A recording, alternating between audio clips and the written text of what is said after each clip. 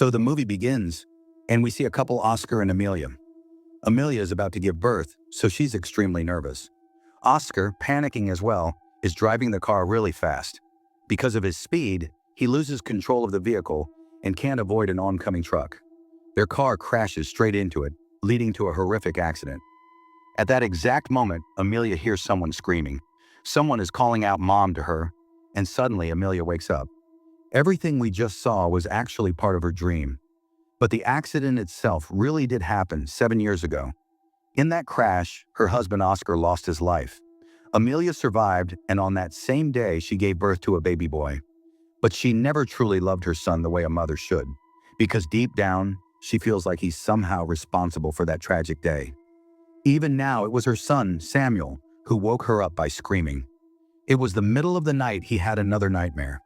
He keeps dreaming about monsters every single night, and he's convinced that a monster is hiding inside their house. That's why he wakes Amelia up daily, checking under the bed, inside the closet, everywhere, just to make sure no monster is lurking around. Once Samuel is finally convinced that the house is safe, he asks his mom to tell him a story, and then he falls asleep. But by now it's already very late. Amelia's sleep is completely ruined. She has to go to work in the morning, and she barely manages to get a few hours of rest. And this isn't happening for the first time.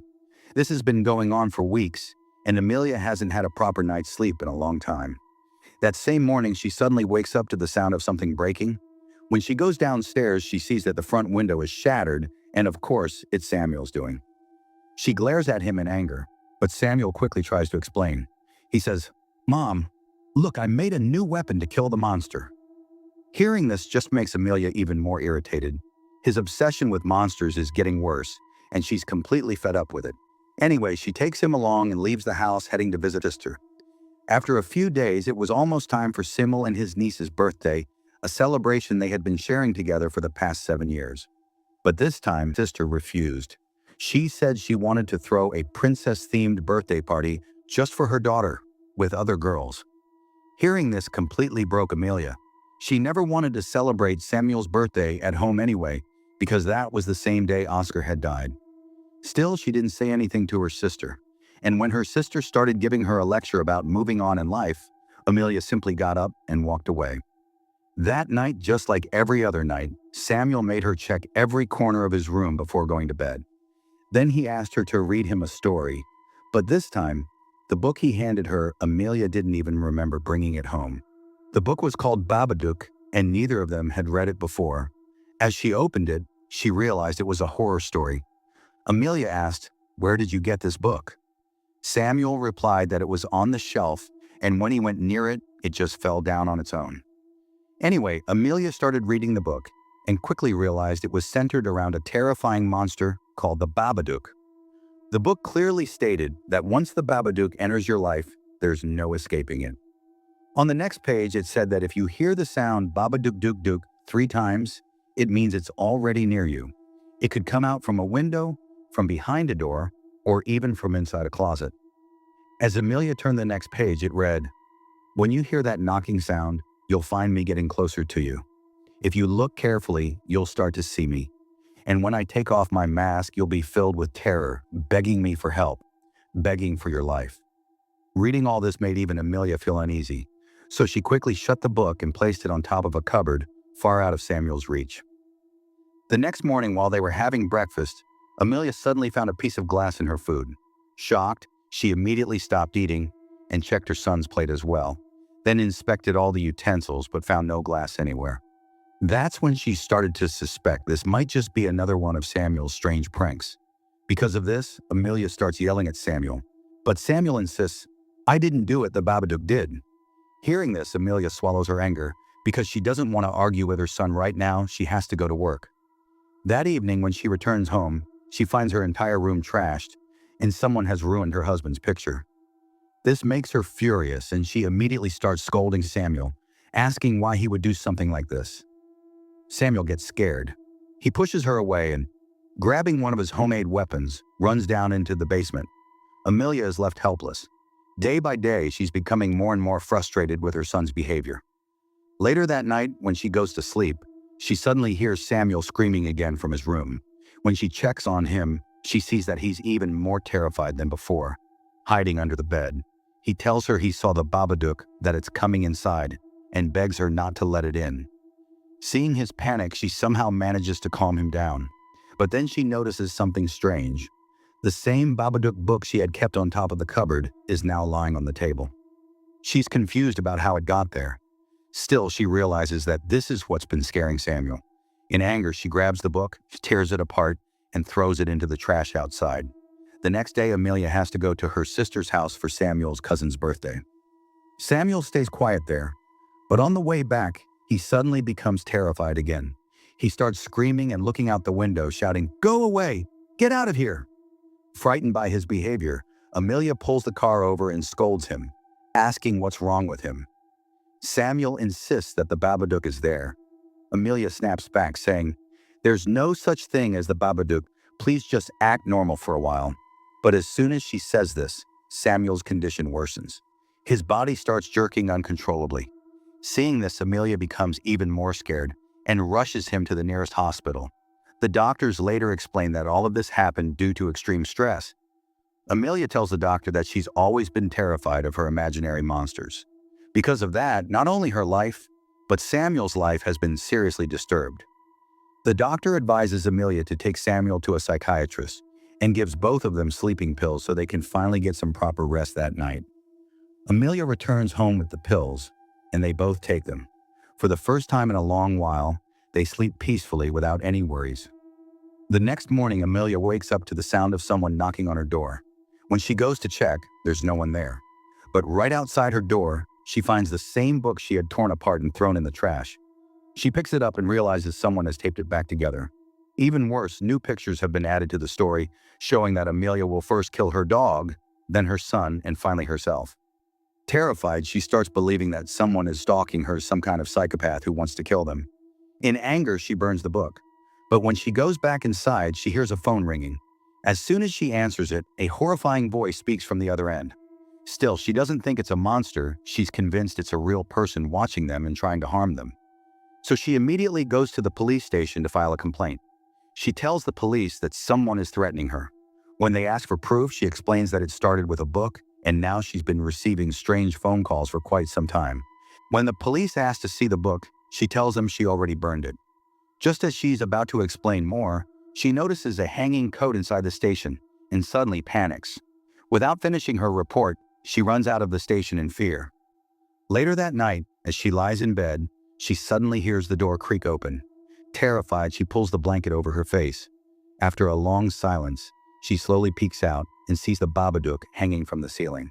Before she can react, it attacks her, and in shock, she frantically turns on the lamp.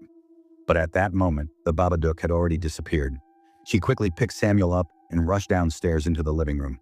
She was completely terrified now, and she finally started believing what Samuel had been saying. She turned the TV on at full volume and didn't sleep for even a minute. Because she stayed awake the entire night, she became extremely irritable. And the next morning, when Samuel asked for food, she snapped at him. But later, she felt guilty about her behavior and took Samuel out for ice cream. While they were driving back, Amelia suddenly saw the Babadook in her rearview mirror, and that same voice echoed in her ears again. Babadook, Dook, Dook. She got so lost in that sound that she didn't even realize when she crashed the car. Thankfully, they weren't seriously hurt. They stopped for a while and then returned home. After coming back, Amelia's behavior became very strange. She seemed much calmer than before. Once home, she even fell asleep. But after some time, she heard someone whispering in her ear, and then she realized it sounded like someone was inside the house. She woke up in fear and went downstairs only to find Samuel talking to a woman on the phone, telling her everything. When Amelia grabbed the phone, she realized he had called their neighbor. She took the phone and apologized, saying it was just one of Samuel's pranks and nothing more. After that, she got extremely angry at Samuel, questioning why he would do something like this. In her rage, she even cut all the phone lines. Samuel tried to explain that he was scared the Babadook would come back. Holding a knife in her hand, she angrily showed it to him and said, "There is no Babadook here, and no one is coming." She then locked all the doors and windows in the house. At this point, his mom was acting very strange, which made Samuel even more scared. He grabbed the weapons he had made and went down into the basement. Night fell again, and Amelia tried to give Samuel sleeping pills, and even took some herself. Samuel pretended to swallow the pill, but didn't actually take it, because he was afraid the Babadook would return, and he might have to protect his mom.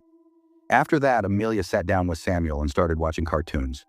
But within moments, she began having hallucinations.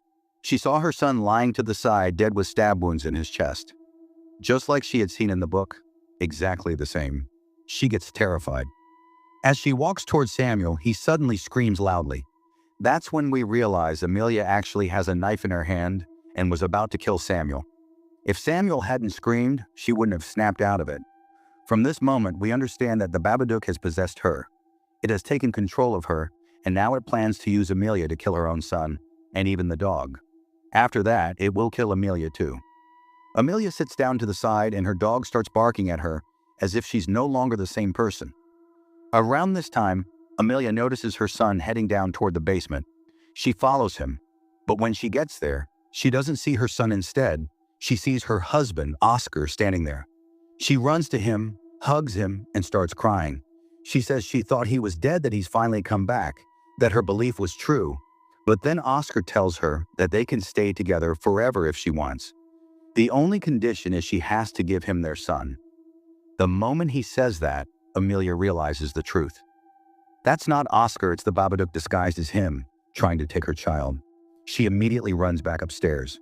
The Babadook keeps chasing her, but she manages to get into a room and lock the door. But it doesn't stop there. The Babadook climbs over a cabinet and attacks her, completely taking over her body. We see her eyes turn completely black, showing that the evil entity has fully possessed her. Outside, Samuel and the dog watch her in fear. Amelia's body starts twitching violently. The dog, worried, goes near her and starts barking. But Amelia, now consumed by rage, grabs the dog, takes it into the kitchen, and brutally kills it. After killing the dog, she runs as fast as she can towards Samuel's room. But Samuel has already locked the door. No matter how many times she knocks, he doesn't open it. Then Amelia starts calling out to him in a different, unsettling way. She tells Samuel, "Hurry up! Our dog is hurt. We need to take him to the hospital right now." But Samuel realizes something isn't right. His mom is acting like she's possessed by that dark force. When Amelia sees that her son isn't falling for her act, she threatens to kill him. Then, climbing up above the door in a terrifying, unnatural way, she actually breaks it down. At this point, Amelia starts hurling abuse at him. She screams, "You should have died instead of my husband. I don't love you at all." Her face looks absolutely horrifying. But Samuel stays calm. Looking straight into her eyes, he says, "You're not my mom." The moment he says that, the entity inside Amelia becomes even more furious and prepares to attack him. But before it can strike, Samuel sets off a bunch of firecrackers right in front of her. The attack catches her off guard, making her even angrier, but it also gives Samuel the chance to escape. He runs to check on his dog, only to find that it's already dead. As he turns back, he sees Amelia standing there again, but now she looks strangely calm. She apologizes and says, "I'm sorry, I never gave you the love I should have. I was always lost in the grief of your father. But now I've decided I won't be like that anymore. I'll fix everything. I'll even reunite you with your dad." But Samuel understands what she really means. She wants to kill him and send him to his father. Since Samuel has already prepared himself for these kinds of horrors, he stays alert, gripping a knife in his hand. As his mom moves in to kill him, just before she can choke him, Samuel stabs her in the leg. She screams in pain, giving him another chance to run. He rushes into the basement and hides. When Amelia follows him down, Samuel pulls a rope trap he had set earlier, causing her to fall and lose consciousness. When she wakes up, she finds herself tightly tied up, and Samuel, terrified, is sitting off to the side near the stairs. As soon as she regains consciousness, he looks at her and says, "Mom, I'm not going anywhere. I'm going to save you." Samuel tells her, "Mom, I know you don't love me, and that's exactly what the Babadook is taking advantage of. But I won't let anything bad happen, not to you and not to me." He slowly walks toward his mom. But just then, Amelia breaks free from the ropes, grabs him, and starts choking him. Even then, Samuel gently caresses her face. Because of this, the real Amelia begins to come back to her senses, and the Babadook's possession starts weakening. Her body begins to jerk violently, and then a black form emerges, showing that the evil force is finally leaving her body. Finally, Amelia regains consciousness and takes Samuel upstairs with her. As they're coming down, Samuel suddenly stops her and says, "Mom, didn't you read it in that book? Mr. Babadook wrote, 'You can't get rid of me.'" The moment he says this, an invisible force grabs Samuel from behind and drags him into his room. Amelia runs after him, knowing it's the Babadook. She tries to save her son as he's being slammed against the walls again and again. She catches him midair and holds him tightly to her chest, then shouts, "Stop! This is my house! Things will go my way here!" Right then, Oscar appears in front of her. But Amelia isn't fooled anymore. She knows it's another trick of the Babadook. She says, "I'm not afraid of you. I will save my son." As she says this, the Babadook starts screaming loudly. The entire house begins to shake violently, everything trembles. But this time Amelia doesn't fall. She hugs her son tightly and says, "You are nothing. I won't let you even scratch my son." As soon as she says this, the Babadook weakens and collapses. In reality, the Babadook was feeding on Samuel's fear and Amelia's lack of love. Now that Samuel is no longer afraid and Amelia truly loves him, the Babadook becomes powerless and falls. When Amelia tries to touch it, the creature retreats and hides in the basement, bringing its terror to an end. In the post-credit scene, we see Amelia and Samuel much happier than before. Amelia now loves him deeply and has started moving on from her husband's death, even celebrating Samuel's birthday. Every day, she feeds the Babadook with worms grown in their garden. When she goes to give it food, the Babadook tries to attack her. But seeing her courage, it backs down and quietly pulls the bowl toward itself. And with that eerie moment, the movie comes to an end. Let me know your thoughts in the comments section.